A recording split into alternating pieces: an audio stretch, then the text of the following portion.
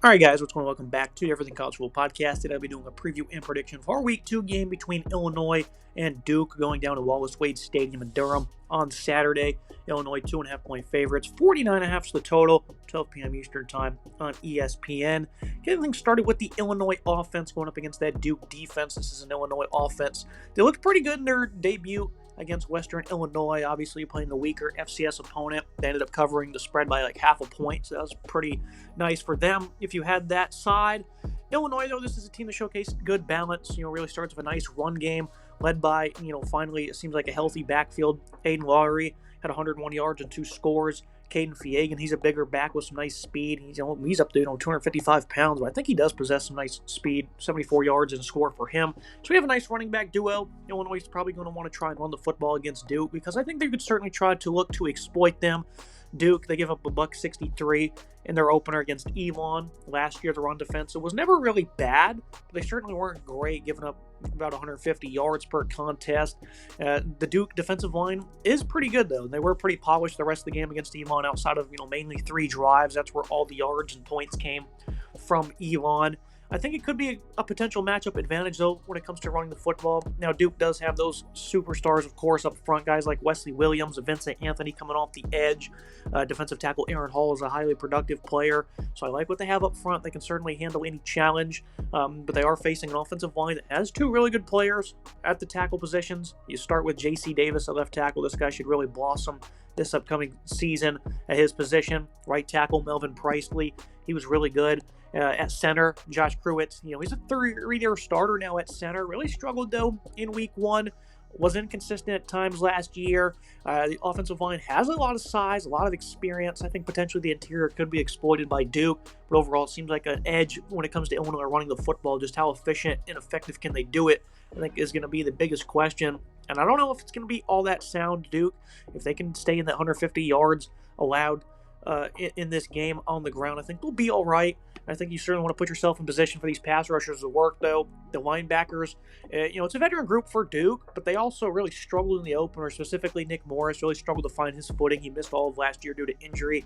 They put him back into the starting lineup right off the bat, and he struggled. So I think you're going to look to try and run it right at him, see if his run fits are up to par. I think he is a very good player, but, again, coming back from an injury could be difficult for him.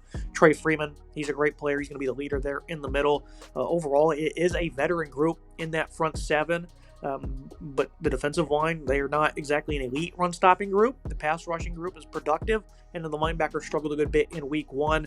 I think for Illinois, though, you have to probably run the football because I'm just not all that confident when it comes to their passing attack. Luke Altmaier last year showcased nice efficiency. He improved his play tremendously, was sharp in the opener, 217 yards and 3 scores. Cut down on the turnovers last year. Biggest problem is he just doesn't have the playmakers he had last year at wide receiver. Zachariah Franklin, Pat Bryant, those guys departing is major. Hank Beatty stepped up 108 yards in the season opener. I think Malik Elsley is a guy you can really count on. I'm kind of waiting for him to be a breakout star for them. Tanner Arkin at tight end is probably going to get a lot of check downs, especially in the red zone. He'll be an option. But for Illinois, I just don't see them having all that type of talent to really go up against this secondary that's really good at defending the pass. Terry Moore remains out at safety.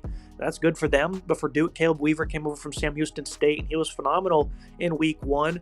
You have a phenomenal cornerback duo, Kamari Robinson, Chandler Rivers. Rivers, he's one of the best in the country, and he's probably not going to be tested all that much. And if they're going to look to operate the same style of offense they had last year, that being Illinois, if a quick passing game, a lot of slants, especially in short yardage, it's going to open up the door for a lot of one-on-one opportunities. And this secondary, I think, is probably going to win those more often than not. Jaden Francois transferred in from Utah State. He was strong versus the run, getting the slot starting position. And you match that with the lockdown cornerback duo, and I think that the secondary is probably going to have a bit of a good day. I don't know if it's going to be a dominant performance, but I just don't expect too many big plays to be allowed in short yardage situations. If they're not able to run the ball, that's really going to put them behind the curve. So I think Duke potentially is going to have an advantage when it comes to their defense against the Illinois offense, but the balance is certainly potentially there for Illinois. And, I think the best situation, the best scenario is probably just try to run behind that big physical offensive line, a lot of size. Brett Bielema is going to look to pound the rock very often. And I think that's definitely a winnable matchup for them. But those are the keys to the game. It's kind of how I see that thing playing out when it comes to this offense against the Duke defense. Now you move to the other side of the ball. the Duke offense going up against the Fighting Illini defense. For Duke, they struggled early on. It was 10-10 at half against Elon, but they caught fire in the second half, really opened things up. Mensa put on a clinic, almost 400 yards passing. Really spread it around to a variety of different pass catchers, ones that I'm a fan of. I think they certainly have a talent edge at pass catcher compared to their opponent. Shamar Higgins, he's a veteran, had a nice touchdown reception. You have Q. Sean Brown, 93 yards. He's going to be a breakout player as a true sophomore. Cooper Barkat, he had 100-plus yards leading the way. Israel Anthony was a nice addition in the portal. He had a touchdown as well. So you have a nice group here. 4 different pass catchers, I think, that are all quite talented. Nice group across the board. Mensa, he was pretty impressive with how he was able to work in that second half. This is a guy that showed nice ability to be calm. I think he knew where he wanted to go with the football. He seemed like he was just having a blast back there with some nice patience. It was a very aggressive passing attack, and I think the confidence really showed when they started to open things up. So they are going to be facing a good secondary, though. I think they're going to shine in run defense for Illinois when it comes to those DBs. That's just something they do. Miles Scott, Xavier Scott. They're also ball hawks as well, so any lofting throws that hang in the air too long will definitely be problematic. The Duke will need to be creative to run the football, though. It's just not something they did very well last year. It's a big weakness for the offense. Jaquez Moore, he is a talented running back. They didn't really run the ball all that well in week 1. 159 yards, 2 scores. That was nice. It was really off of one big run by Anderson Castle. Peyton Jones, he's involved in this backfield as well. But Moore's going to be the go-to back. He had 7 carries for 44 yards and a score. But last year, the rushing attack was just not very good. It was an incredibly one-dimensional offense. And they are facing a quite weak Illinois defensive line. I'm not all that impressed with what they bring to the table. Guys like James Thompson did have, good performances in week 1. Kurt Neal, those are going to be your standouts on the defensive line. I just don't think they're all that great in this 3-4 with the defensive line. I think it's an area that Duke could certainly look to exploit, especially with the right side of their offensive line. It's a significant strength for Duke. They have one of the top right tackles in the country in Brian Parker. And, of course, at right guard, they also have Justin Pickett as well. Those two guys are standouts. They're veterans of the program. The rest of the offensive line is mainly a veteran group as well. Illinois, though, they do have a really good linebacking core, and they have a star pass rusher. Gabe Jackas, this guy's tremendous, one of the more underrated players in the entire country. He's going to be going up against Bruno Fina at left tackle, who is very poor. This is a very winnable matchup for him. I think Illinois, you have to look to exploit this as often as possible. I think Fina, he's going to be getting a lot of chip blocks from tight ends or running backs on his side often, especially on third down and longer down in distances. He's going to need help. He's just not that good of a player. Over his career, he's showcased to be an incredibly weak left tackle going up against a star pass rusher. That could be a very great, opportune matchup for Illinois to potentially get sacks, fumbles, to create extra field position. So that's one I'm certainly targeting. I'm sure the Duke coaching staff is as well, so you got to keep an eye on that one.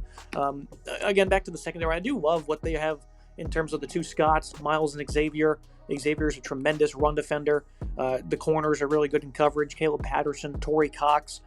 He's more of an undersized guy, so maybe Duke will look to run his way if they're going to try and pound the football. I think it's mainly going to be a pass-heavy approach. You're going to have a lot of clean pockets, especially if Fina's going to get some help or even win his one-on-one matchups.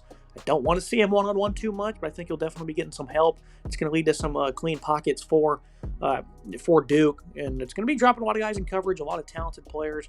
One of the leading tacklers last year, Matthew Bailey's also back. Overall, this is a veteran group. I love what they bring to the table in Illinois. Of course, Duke, they have a phenomenal secondary as well. But I see Mensa having opportunities to work downfield as long as left tackle is not getting absolutely shredded. Looking at the final thoughts and the prediction in this one, it's a very interesting game. I originally took Illinois in the preseason, and I think Duke can get some more help from its run game in this one as the offensive line has a bit of an edge over that defensive line for Illinois. I don't think Illinois will have enough separation from its pass catchers against this secondary, and big plays will be rare. And Duke, really aggressive with its passing attack against Elon. I think they're going to look to keep that game script alive, facing a good secondary. Mensa, again, seems confident, comfortable, and as long as Fina isn't getting cooked over and over again at left tackle, they get some double teams on Jackas. They should have clean pockets most of the game to allow him to pick apart this zone coverage. I think the Illinois secondary is going to do very well when it comes to coming up to the line of scrimmage and making plays on the ball. So it's going to be a one-dimensional approach, I think, probably from both teams. Illinois, they're going to look to win with their run game. Duke's going to want to win with their passing game. And I'm going to give them the slight edge in that one. This is a tough game to predict. It really is. It's a fun one that's happened early on in the season. Early kickoff, 12 p.m. Eastern time as well. But I'm going to take Duke 24-20, they get the job done. I feel like I've just changed my mind considering my original prediction, 2.5-point dogs. I think the books are well aware of this one. I think it's a winnable game for Duke. Being at home will give them a bit of an edge as well. And I think Mensa, he's going to impress in this game. I think the defense for Duke is going to shine and showcase why they're one of the sleepers in the ACC. It's going to be it for today's episode. Make sure to like, comment, subscribe. See you next time.